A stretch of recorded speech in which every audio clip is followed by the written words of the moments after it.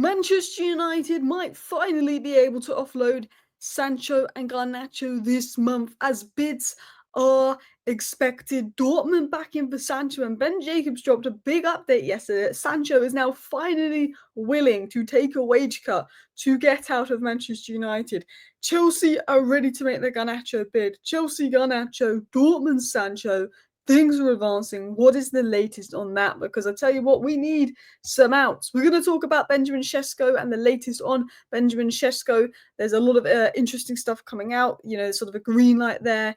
The move should hopefully be progressing. INEOS have given the green light for the deal. The player wants the move. The price tag makes it difficult. Manchester United sort of want Cesco to, I think, just completely reject Newcastle so they can drive down the price. We will talk about that. But I did a video the other day talking about Hayden Hackney.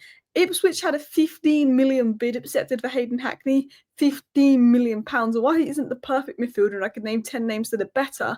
I think for a player of his quality for 15 million pounds, who's as progressive as he is, United might as well look at that when we're desperate for a midfielder and we don't have the funds for a Baleba. Because if it goes wrong, Dan James cost 15 million, same age from the Championship. We sold him for 30 mil. You can always make a profit. And I said, why don't United look at hijacking this? Well, there's now reports coming out that United are considering making a move for Hayden Hackney, potentially hijacking this deal, as well as updates on injuries and more. So, hello, and welcome back to Alice Talks Football. And welcome back to your 10-minute Manchester United news, transfer news, and update roundup. Well, we're going to dive into all the news and round it up into 10 minutes for you guys. Starting with the latest on Garnacho. Now, I spoke about this news yesterday because Matt Law, who's one of the best Chelsea journalists, basically said the same thing yesterday, and Roman was now confirming it today. But Alejandro Garnacho is keen on joining Chelsea. Since January, his priority has been Chelsea. Both Napoli and Chelsea were interested in buying Garnacho in January, but because we didn't replace Anthony and Rashford, we couldn't sell Garnacho in January. Now, Chelsea are considering a bid later this month for Garnacho. He's waiting for Chelsea, despite bids from abroad. He's turned down a lot of clubs from abroad to wait for Chelsea. I think he's been in contact with Chelsea for a while. I think the fact that Garnacho was basically, according to reports, told by amorim, you better hope and pray a new club finds you because, you know, I don't want you next year. And then he's turning down moves abroad. I've always felt that maybe Garnacho and Chelsea had contact a couple months ago, and Chelsea said, look, we're going to go for you, but you're going to have to wait until the end of the window. And they've reassured him of that. It's because they want to drive down his price. I think that Chelsea have probably told him for a while they're going to go for him. And he clearly wants Chelsea, and he's clearly waiting for that move. Villa and Spurs have interest, but it seems to be Chelsea. But Romano is now saying that Chelsea are considering a bid later this month. Matt Law is saying that Chelsea are expected to bid later this month for Garnacho. Basically, that means Chelsea want him. They're going to make their move. But Chelsea are going to act like they don't want him that much to try and drive the price down as cheap as they can. When you negotiate with Chelsea, they're very good at getting the prices down and selling their players for high. They're very good at business. And he is waiting for Chelsea.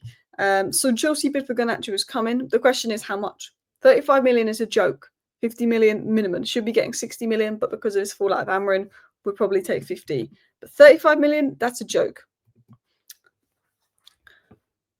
You might be wondering where I'm getting 35 million from, but Ben Jacobs said that Chelsea value him at 35 million, but also value Nicholas Jackson at 80 million.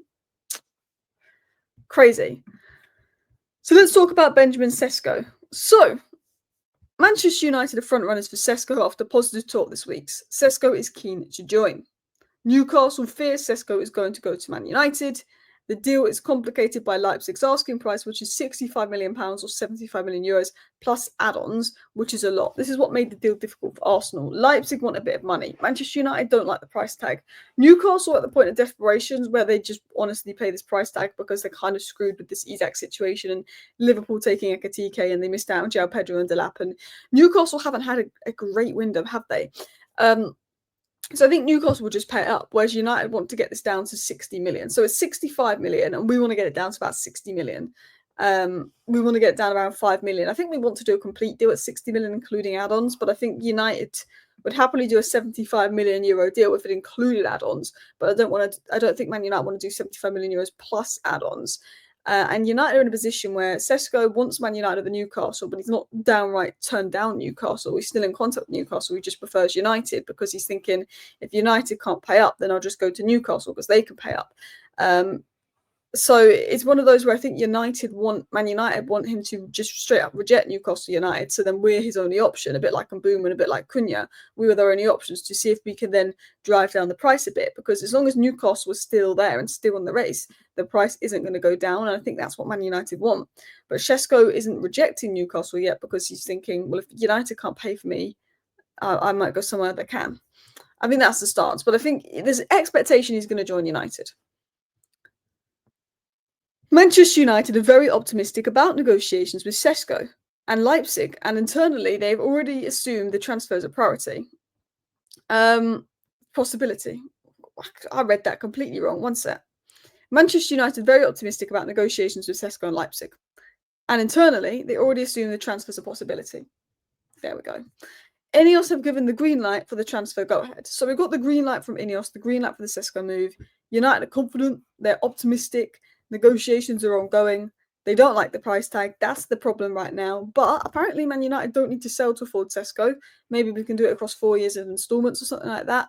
I think United are in that position where they're negotiating on a price. The thing is, this could just be in Mbouma 2.0. We could take another 4 weeks to do Cesco. We could drag this out to deadline day because this is Manchester United, to get the price down. You know, we could do what we did with Mbouma. It'll be interesting to see what happens. But the green light is there. The player wants the move. We want the move. We don't like the price. Let's see if we can get the price down. Let's see what will happen. That's the situation. I will say, Cesco's agent did him over a little bit by getting such a high release clause. In other news, Rasmus Haaland is like to leave if a deal is reached for Cesco, either through a sale or loan. Rasmus Haaland wants to stay at Manchester United. He wants to make it work, but he knows if he's behind Cesco and Xerxes in the pecking order, it will be difficult. And I think while he wants to stay at United, I think it was David Ornstein that said if he feels that he's not going to play or he's not wanted or not valued by Amorim, he will leave. Manchester United like Haaland. If they don't sign a striker, obviously Haaland's going to stay. Because they haven't signed a striker, they're going to be positive about Haaland. But the minute we sign a striker, I think things in terms of Haaland's exit could advance. Because while Haaland wants to stay, Laurie Whitwell said he's more likely to leave than stay. David Ornstein said there's a strong possibility Haaland will go because Man United want to sign a striker. And if we sign a striker, we don't need Haaland. There's not a place for him, and he could potentially go. One to watch. But let's get into midfield because after we get a striker, we need a midfield and a goalkeeper. But I do think midfield, we can't sleep in it. I think Bruno is good, Maino is good, Agate is good, but can they play together? New. Manchester United are weighing up whether to make a last-minute attempt to win the race for the signature of Middlesbrough star Hayden Hackney, as the Old Trafford recruitment chiefs have continued showing interest despite Ipswich Town having a bid accepted. So, this was their beer Give Me Sport. So, again, it's not Give Me Sport have some good people that come on that are very credible, and they get some good journalists on, and then they have some other journalists on that are less credible. So they're very hit and miss. Give Me Sport. They have some good people. They have some less good people. They're talking They're talking about Manchester United considering hijacking the Hayden Hackney deal. Now, Hayden Hackney, £15 million. Ipswich had a bid accepted. He's not accepted the move to Ipswich yet. Maybe he's waiting to see if any Premier League clubs make a move for him. I like Hayden Hackney. I could name 10 midfielders that would be better for us than Hayden Hackney. But we probably can't afford those 10 midfielders or get them in. So if we're looking at we can only afford a 20 million or less midfielder, Hayden Hackney being 22 years of age, being someone where if he does flop, we can still probably make the money back on him and probably not going to have high wage demands. It says to me, he's a progressive passer. We need a progressive passer. He was very good for Middlesbrough when he came up against Chelsea. He's very good on the ball. Yes, no Premier League clubs for him, and people say it's a red flag, but no Premier League clubs were interested in Victor Gyökeres at the time. So I look at Hayden Hackney and I say, look, is he going to come in and transform the midfield? No. But if we need another body in midfield, because Eriksen's gone, someone that's good on the ball, someone profile-wise that could work, Hayden Hackney could be that guy. He looks physically good. He's £15 million. If it doesn't work, you can sell him. You could probably break even. You could probably make profit.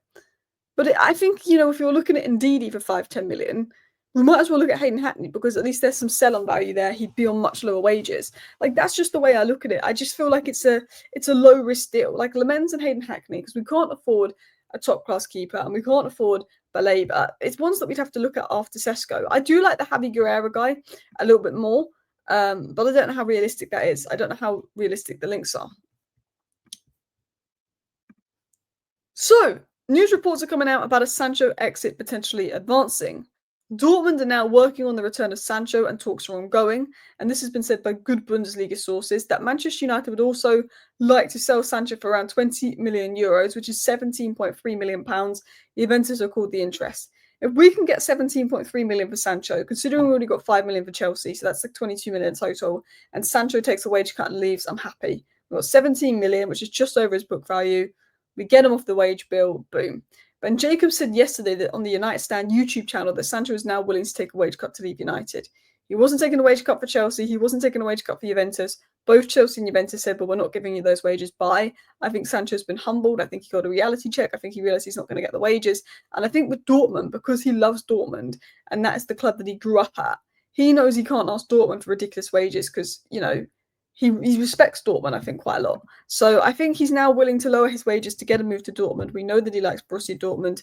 And I think he also suits their new manager system more because it will be more on the inside. So I think Sancho could very much be getting his move to Dortmund. I hope Ben Jacobs is right that he's willing to take a wage cut, because I think if Sancho is willing to take a wage cut, then a deal happens, because 17 million is a good price for Sancho because there's still a good player there. It's just more attitude.